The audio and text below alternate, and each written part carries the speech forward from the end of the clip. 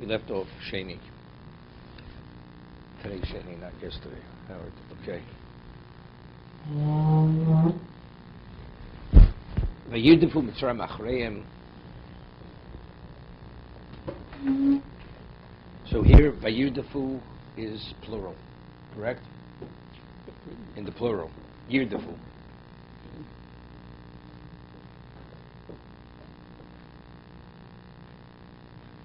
Meaning, we discussed yesterday, in the previous post is Vayirdof Achrei B'nai Yisrael, in the singular. So we explained that it was Paro had to encourage them, so therefore the pursuing was dependent on one person. But once he had them motivated and incited, that's Vayirdofu, the plural. Vayirdofu Mitzrayim Achreim. Vayasigu Osam Chonim Alayom, Kosus Rechav Paro for Rosh V'chelo. They caught them camping by the sea. Kosus Paro. Kosus Rechav Paro, all the horses with the chariots. For Rosh of the cavalry, V'chelo. Al Pi Achiros L'pnei Baal Tzfon. So again, it's singular. So it's Rashi. No, that's something else. Howard's applying for a job in day school. No. Because you're mentioning the plural. Vayasigu. Yeah, who? What is that? That's plural.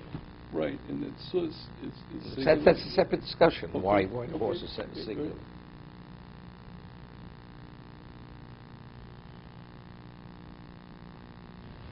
good. Ufaro, Hikriv. Paro came closer. As he said, he will go before the people. He will precede them. Yisub b'nei Yisrael, eseinem, hine Mitzrayim, nosea achreim. Now you see, it's interesting. We refer to Mitzrayim, vayirdefu Mitzrayim. Right? Over here, when it says, hine Mitzrayim, nosea achreim. So Mitzrayim Rashi says two pshatim, we're going to see in a minute. Either it's the malach, so that's why it's singular, or because they were so united, they were the equivalent of one. So I mean, before it's vayirdefu Mitzrayim achreim. Right? We're speaking the pursuing. We're speaking the plural. And all of a sudden now, when they look up and they look behind them, who's traveling? Mitzrayim in the singular. What happened? It was V'yirdefu, now it's Nosea. We'll see Rashi in a minute. Vayiru Ma'od, they were very frightened. Vayitzuku b'nei Yisrael Hashem. They cried out to Hashem. Rash Par Hikriv, Hoy Lichtov Paro Korav Mal Hikriv. Grammatically, he brought himself closer. Not he came closer. Hikriv Atzmo of Nisamitz Lakadim Lefneim Kemoshi Hisni Moim. That was the precondition. No Seachreim Belev Echot Kish Echot. Okay? So we have to reconcile. Vayirdefu Mitzrayim Achreim. And now when they look, Mitzrayim is no Seachreim. Singular. How do you reconcile it? That's a good point. No? You hear the question? Mm-hmm.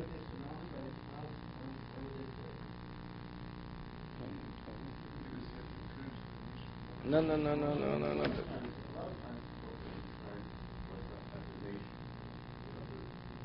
But Rashi doesn't say that. Belev Echod, he's quoting Mechilta. Belev Echod Kish Echod. Okay. Okay, yeah, they talk about it. Rabbi will speak about the Shabbos, the pulpit. I'm not a Navi, but he'll probably speak about it. Okay.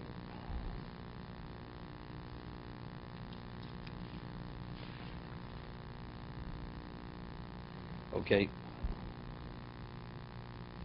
So Rabbi, you once spoke about this. Manhattan Rabbi has a PhD in philosophy. His hair was about 3 inches below his collar. You know, he went to his hairdresser. That's where he would give him his haircut, Rabbi.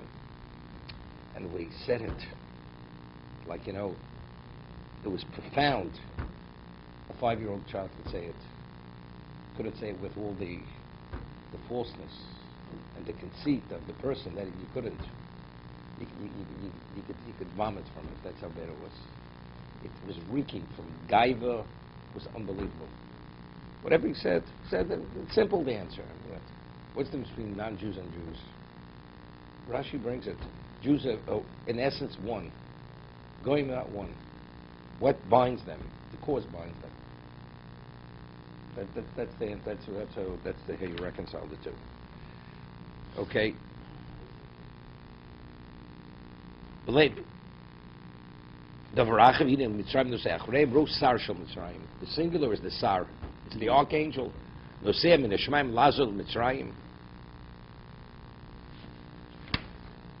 So I was thinking, by Yirdefu, why are they pursuing them? Pharaoh said, they stole your money. Each one has his own personal interest. That's why I'm pursuing you. Each one has his own axe to grind. His neighbor, his Jew connived him. Okay? That's Vayirdefu. When they look at Mitzrayim Nosei Achreim, the traveling, right? They have one thing in mind. In terms of the pursuit, why, when you say pursuit, why are you after me? Why did you leave? Right? Each one has his own personal interest. But now that you're traveling, why are you traveling? To get the Jews. It's one thing. There's one objective: get the Jews. The Redifa, the pursuing, what gets me to pursue you, that's my personal interest. Each one has his own idea why he wants to pursue the Jew. He has his own reason. But why are we all traveling after you people? Mm-hmm. Same thing, to get you people. That's no say. I mean, assuming that's the way you would answer it.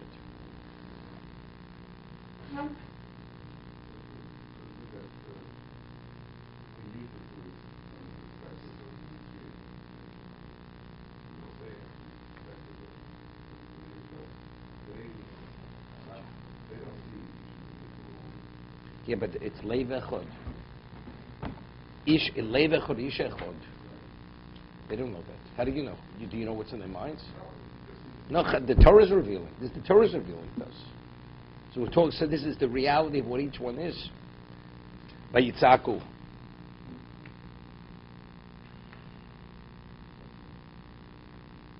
Tafsu umnos avosam. Avram hu omer alamokim asher omachom.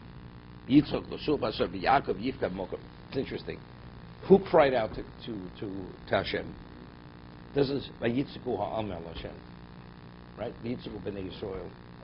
B'nei Yisrael is always the more advanced segment of Klal Yisrael, the more spiritual. No, they may have also. They came along for the ride, so to say. But when they saw it didn't work, the ones who complained were not the Bnei Yisrael. It's not the more special Jew. It was the ordinary Jew, the masses. They complained. If you take a look back in Shmos, also it says, Hashem heard their outcries. Vayitzaku al Hashem. Vayontchu, it says various expressions. They were groaning, and they cried out. So there, Rashi, the Sefarno says. Second. Vayomas Mel Mitzrayim. Yeah. Here.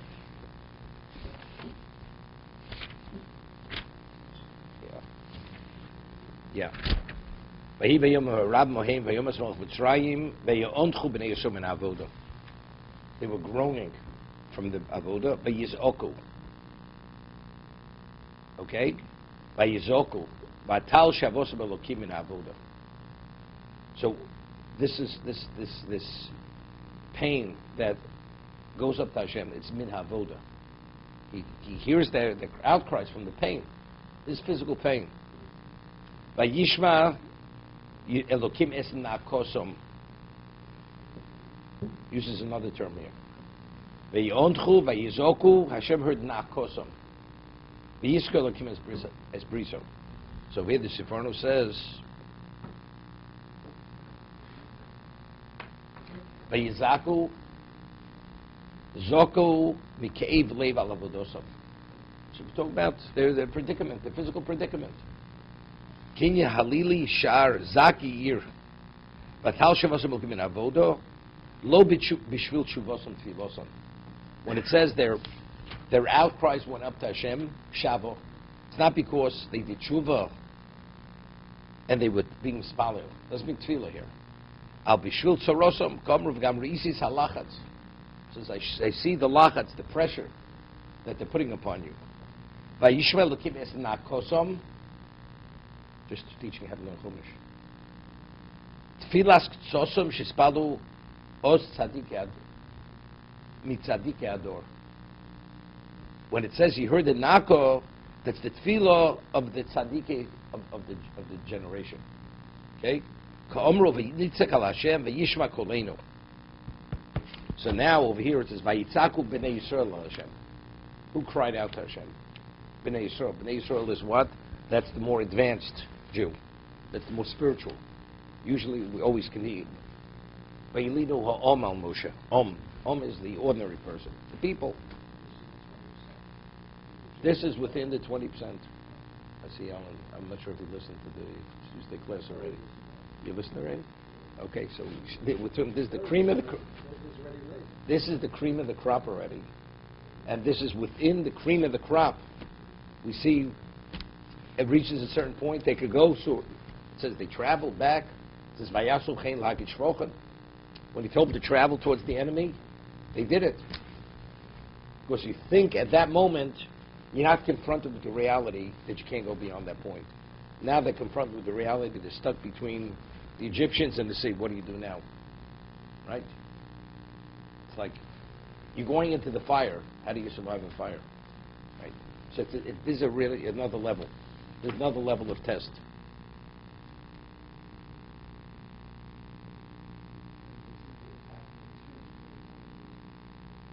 So where do they have to flee?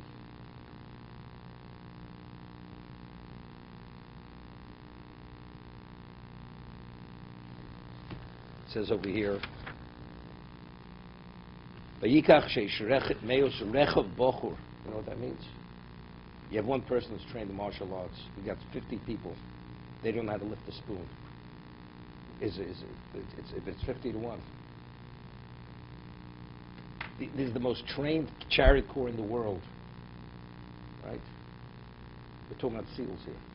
We're talking about puppy dogs, seals and puppy dogs. Okay? Further. I understand. This type of seal doesn't need a hefsher. Okay. Vayomru al Moshe, Hamibli in Kvorbi Mitzrayim. Are there a lack of graves in Egypt? L'kachtonu l'mos b'amidbar. You took us l'kachtonu. Right? You took us to die in the desert. Mazos osisa lonu. What did you do to us? Lotzienu Mitzrayim, to take us out of Egypt. Okay? So there were lack of cemeteries in Egypt. It's interesting. Just there's a little humorous, because we have Rabbi here, there's an honorable Rabbi. It's known in Paris, in France, there's not enough space to bury people. And after you're buried, after a person's buried so many years, they take the body out of the ground and they discard the body.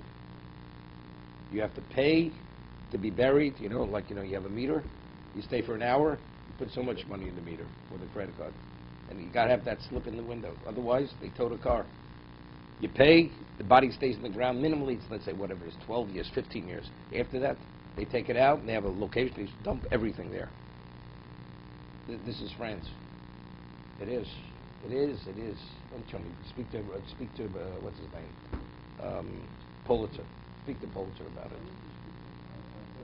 You paid because they paid. They paid initially. If you pay up front to be there for 100 years, they bury there for 100 years. The moment it runs out, they're out of the ground. And this is not even Tchias HaMesim. Before Tchias HaMesim, they come out of the ground. Okay? The Jewish cemetery? Jewish. It's a national thing. It's a governmental. It has nothing to do with Jewish, not Jewish. For sure, Paris. Paris for sure.